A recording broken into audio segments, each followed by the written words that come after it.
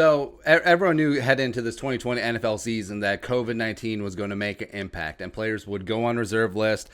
They would be taken out of action, next man up, that whole thing, and it was just going to be what it be this year, right? So the Vikings were impacted this week when long snapper Austin Cutting went on the list. Now teams, like we said, have had to deal with it a lot, but long snapper just slaps a little bit different. I mean, kickers and punters too, to a degree, but long snapper is different because who on the team long snaps?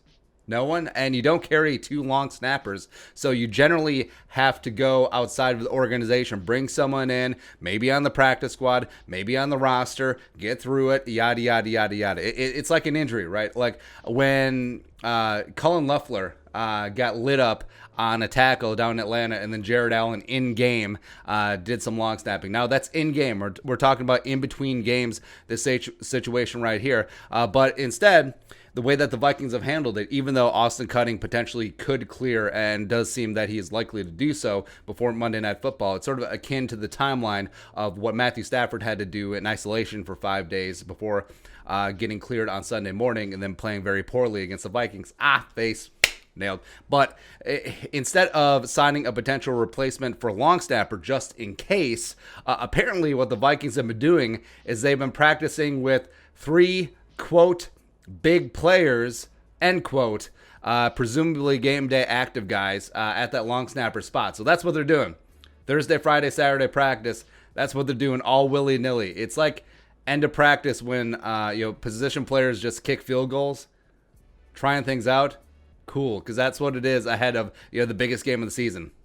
Awesome. So now the players. In Gessling's tweet there does show a quote tweet of Kramer with a picture of Kendricks practicing apparently last December long snapping. So now, was that just like a candid shot after practice, having a little fun, or was that an actual drill? Who really knows? But yeah, sure. Some guys may have long snapped in high school. I didn't find in the extensive research, and yeah. We need to find a hobby, man. But apparently none of them did long snap in college. And yeah, maybe Kendricks or maybe Garrett Bradbury. That would make sense playing center as well as he came in as a tight end. Generally, tight end and long snapper is interchangeable. Or, maybe Gronklin long snapped in high school or something like that. Maybe Brian O'Neill as well, since he played tight end in high school too. Sure. Maybe someone long snapped in high school. But also, I do not want someone long snapping just trying to remember. I don't want them long snapping for the first time since like 2009 high school homecoming. I don't want that on Monday Night Football trying to win 3 division games in a row. No, it's stupid. I mean, it's absolute idiocy. By the way, this is a Viking special teams group that had 2 punts blocked on Sunday against the Lions. Now, none of that had to do with the long snapper per se, but don't you think that Bears special teams coordinator Chris Tabor saw that is like, I'm going to bring heat. I'm going to empty out the playbook. I'm going to throw all the tricks and blitzes as possible at the punt unit, as well as now you have a new guy potentially long snapping if Cutting isn't cleared, and also maybe a guy who hasn't long snapped in 10 years. Cool. Awesome. Great. And the most frustrating thing about this is the Vikings have an open practice squad spot. So they only have 15 to 16 there right now. They worked out a punter. Cool. How's that going to help? But after Chase McLaughlin was poached by the Jaguars, they haven't signed anyone to replace him. By the way, isn't that might be an NFLPA violation because you're taking away a job if you hold an open spot like that. Is an extra long snapper not worth $8K a week? Is that it? Now, also, this does impact Dan Bailey and Britton Skolquitz's preparation for the week because they don't have the regular long snapper. So, and also since you didn't bring in someone who actually is a long snapper for at least practice for these 3 days, whoever it is long snapping, say it's Kendricks, say it's Bradbury, say it's whatever, so they're not getting in their normal reps. Their timing is all thrown off. Don't you think that might make an impact on Monday night? And also, Monday night against the Bears could be a slugfest. So that field position is going to be absolutely paramount, especially the way that Zimmer wants to play anyway, rather conservative. And also, what if it comes down to a Dan Bailey kick? So say that for some reason Cutting doesn't get cleared. And then you have Eric Kendricks long snapping to Britton Skolquitt holding, who's never caught Eric Kendricks long snap before this week. And then you got Dan Bailey trying to swing the leg and kick a 51-yard field goal to win the game on Monday night. Great. Cool. So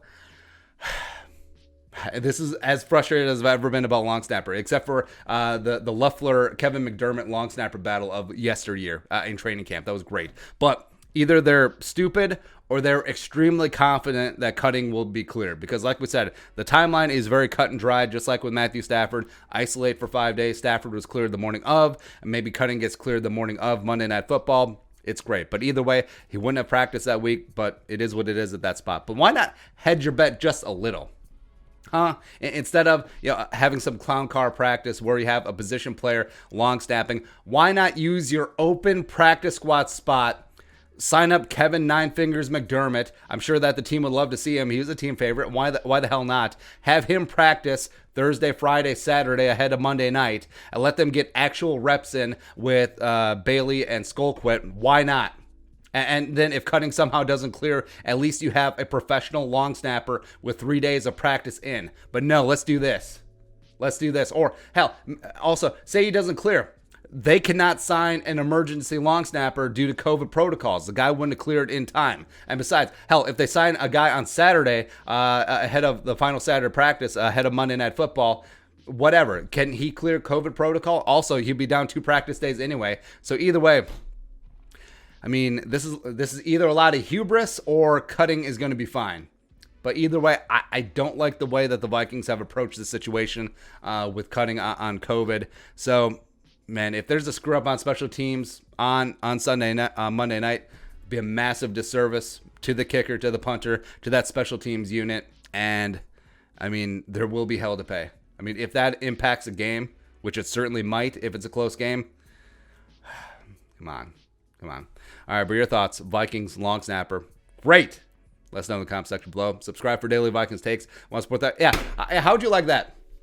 So the Vikings 1-5, reel off 2 great wins in a row. Gonna make it 3, except they screw up because they didn't take the long snapper position seriously.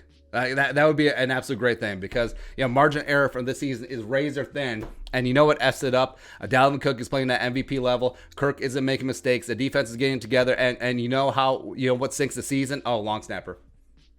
Great. Because Eric Kendricks sailed a long snap over the head of Skullquit on a punt. Great. Cool. But your thoughts. Let us know in the comment section below. Subscribe for daily Vikings takes. Want to support that work? Post some in the Venmo. But until next time, Skull Production Value.